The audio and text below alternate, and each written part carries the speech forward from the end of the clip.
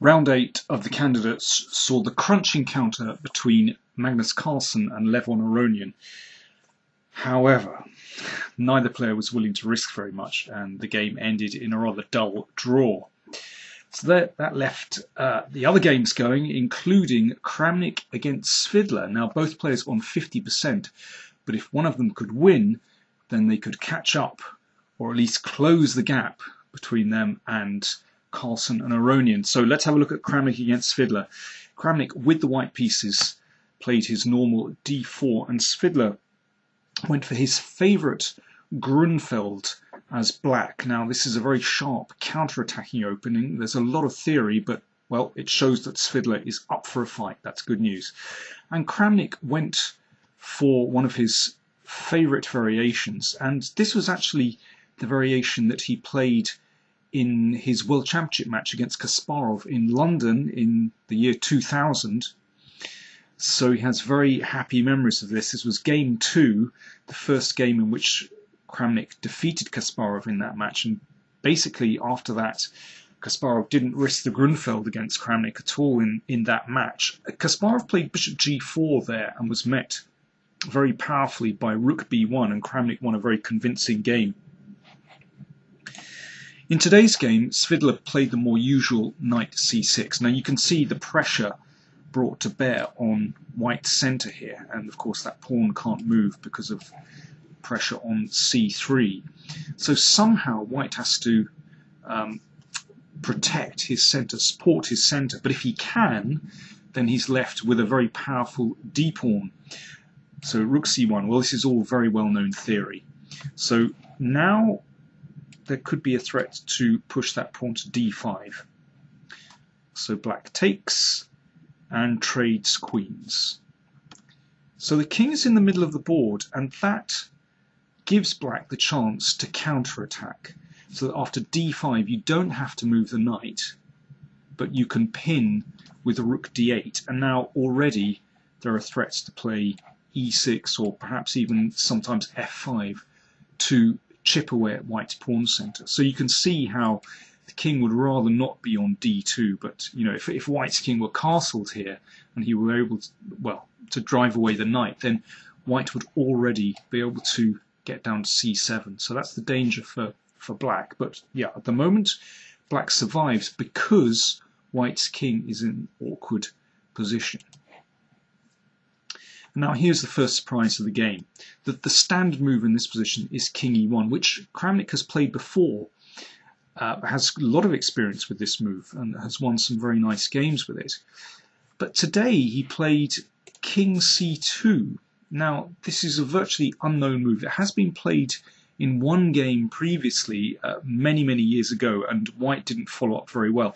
It looks like a very risky move because the king stands on an open file. Well, there's no rook there at the moment, but heading for the queen side could be risky. It seems better to have the king behind the pawn. So, you know, after king e1, for example, a pretty standard line goes like this, and you can see that the king has very nice protection behind these pawns. Or knight a5, and, well, let's say here, and the king comes to e2, and again the king is behind those pawns. So moving the king to c2 looks risky, but Kramnik played this very quickly, and this was preparation. It turns out that Kramnik had actually considered this move way back when he was preparing for Kasparov in the World Championship match in 2000. So interesting stuff, and at that time he felt that it probably wasn't worth playing. He never had the opportunity to play it against Kasparov. But recently he's revisited his old analysis and felt that it was worth a punt in this game, and, well, as we'll see, it turned out extremely well. So, because there's no pin here on the d-file, then the knight is threatened, so the knight has to move. Now, there are really basically two sensible choices. You can play knight e5, as Svidler did, or knight a5, which keeps the game very complicated indeed. I think the problem is that after bishop g5, Svidler thought about this position for some time, about 20 minutes before he chose where to play the knight. And here, as Kramnik said afterwards, the thing is there are so many moves that black can play here. You can play f6, you could play f5, you could even play bishop d7 and give up this e-pawn. In fact, Svidler said that he'd analysed this rather cute variation. And now, when the bishop moves, rook check, and there are some funny tactics here. And now knight c4. So for the moment, black is a pawn down. He also is leaving this knight on prise, but for tactical reasons, actually, black is fine here. You can see there's a funny pin here. I mean, Svidler saw all this, but he basically thought, what he said after the game, I didn't think Kramnik would come to the board empty-handed. Absolutely right, Kramnik would have prepared this in great detail. So, in the end, Svidler chose a more pragmatic move, a calmer move, knight e5. White has to take, and now f4. Excuse me, bishop c4. f4 comes in the next move. So bishop c4, that's directed against e6. If e6, that's possible to try and break down the centre, but it's clear that white stands very comfortably here. So Svidler chose bishop d7, and it looks rather passive, but there are chances to get counterplay on the c-file, maybe sometimes push the pawns. Now f4. And here, if the bishop goes back, then really the bishop isn't really doing anything any longer on this diagonal. And the problem is that c7 can often be used by white as an entry square for a rook. So that's why Svidler played the bishop back to d6. And now if e5 now, that looks way too risky because we've got some pins here. We've also got bishop a4 check, and I think there are going to be problems here. So let's go back. So Kramnik played king b3 to cut out any nonsense there. So f6 from Svidler, so that prevents e5. And now a4, and I think Kramnik would have been pretty happy with the outcome of the opening because he's got a pretty solid position. The king has found a safe square on b3. It's not on an open file. And he has his very nice centre. Now it's not rolling forward at the moment, but there's always the potential to go forward. But it's not so clear. You know, black is quite solid. Rook c8. After the game, well, Kramnik played h4 here, but after the game he thought that was perhaps too subtle. Perhaps he should have played g3 here with a very simple idea of playing bishop d4 and e5. But okay, black has ways to counter that. But okay, h4 is a very, very interesting move. Basically, this is directed against king f7. King f7 is going to come sooner or later, and then he wants to play h5 to keep the king on its toes to start an attack there. He also mentioned, now this is very subtle indeed, and typical of the deep strategic thinking that both players had to get involved with. He mentioned that if h5, then he was going to go back to g3, once again with protecting the f-pawn, so allowing bishop d4, and then if bishop c5, he thought he could exchange and then play bishop here. And the reason he's wanted to include these moves is that he felt the endgame after, for example, this, the pure bishop ending, and bishop e8.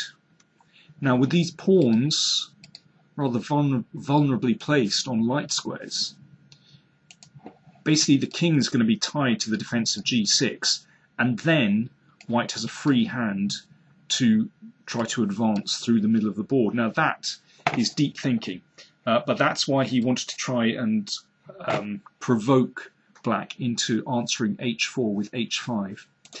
But as it turned out, Svidler just played rook a b8, and suddenly there are threats for black. There's counterplay. Well, let's see what the basic threat is. If h5, then black has a very pleasant choice of breaking open the position and hassling the king with b5, or Well, even playing bishop takes pawn check and here and b5 check, and black has a very pleasant choice there. Oh, and there's a very nice variation here. If a5 to clamp down on that, then b6, and if rook a1 looking for counterplay on the a file, there is a beautiful move here for black. Bishop a4 check. Now, when I was looking at this at first, I didn't spot this move because I think if there were a white pawn here, you'd probably spot bishop takes pawn check. But bishop a4 is an incredible move. And after rook takes b5, and again, black gets the piece back and has tremendous counterplay against the king. Beautiful move, bishop a4. Okay, so Kramnik, well, he can sniff danger a mile off and just cut that out completely with bishop b5. Black exchanged and played a6. Now, well, obviously the pawn here was on pre, so black had to do something about that. If b6, then we have this outpost for the rook, and that looks absolutely horrible. So a6. Now, taking will give black counterplay, so b6. Now, it looks slightly funny to put the pawn on the same colour square as the bishop, but in the long term, if white ever breaks through, then of course the b7 pawn will be weak, but we better not head for a king pawn ending with this protected passed pawn here. That's another story. Okay, well, big decision for black. You could play h5 here to block the h pawn, but then I think white would return to this idea with g3 and bishop d4 and try to force through e5.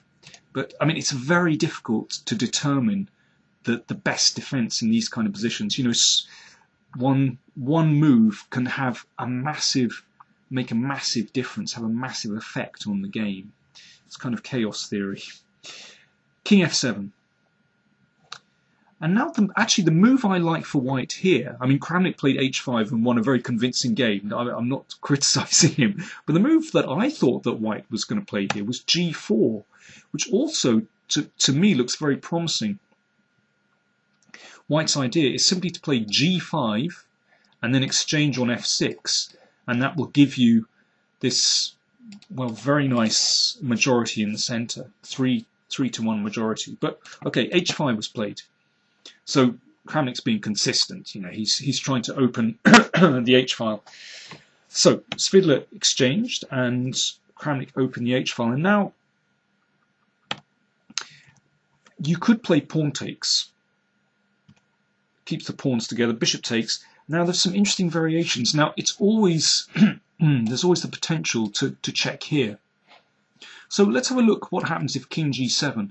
Well, in this case we can play e5, and suddenly the king finds itself on a very poor square.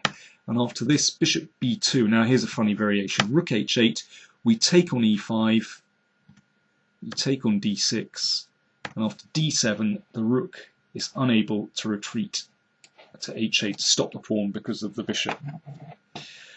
Okay, that was my fantasy, not all forced. But anyway, Svidler played king to g6, king takes g6, but after this, I felt that Kramnik's advantage had really grown here, with, you know, one more pawn to take care of here, this isolated pawn, perhaps threats to break through with e5, and, you know, sometimes on a good day to come in on c7. Let's have a look what happened. Rook g8 here. h5 is possible, then maybe just g3 and protect this pawn, and I think black is still in trouble here. Okay, rook g8 played. g4, good move, and now the threat is g5 and well, possibly rook h6 check, but this feels very strong. So Svidler played h6, but of course this pawn is vulnerable. And now e5, so white is stomping forward, and e6. Now this is really desperate now. And here a very cool move, just rook h4. The idea is to just clamp down on any counterplay, so preventing the black's rook entering the game, and just to play f5 and take on h6. And I think Kramnik is basically winning now. So yeah, bishop takes b6, f5. And these pawns are actually irrelevant. They're going nowhere. but White's central pawn majority is potent. King g7 played, f5. Now, if rook h8, I think black is just too passive here. I would start by playing rook h3, looking to swing over, and if, say, bishop takes b6, then this looks absolutely dreadful. Well, you can't take the bishop because the e-pawn goes through, and here g5, and that is decisive. Svidler played rook d8, and the pawn disappeared. That protects the d-pawn. Now again, White's pawns on the king side and through the middle are just coming through. If pawn takes, then, well, yeah, f6 is coming very soon. It's absolutely terrible. This is fatal. Bishop f2 played, and now Kramnik wraps it up. Clearly, the bishop can't be taken. That'll be 4 connected pass pawns. And e7 is a winning move. The pawns are just going through now. And in this position, obviously d6 had to be prevented, and now rook c4 is a very nice winning move. If b6, then you can simply take here. And the pawns are rolling through. Now that is a triumph for the white side of the Grunfeld, with this central pawn majority pushing through. And I mean, I found it fascinating that Kasparov revealed that he'd actually prepared this line, you know, so many years ago for Kasparov. And you know, he said afterwards, "Now it's clear why Kasparov gave up playing the Grunfeld against me." Good stuff. So there we are. After 8 rounds, Carlsen and Aronian have 5.5 points. Kramnik has closed the gap. He has 4.5. Grishuk 4 points. 4 points. He defeated Ivanchuk today. Ivanchuk lost on time for the 3rd game in the tournament. Thanks for watching.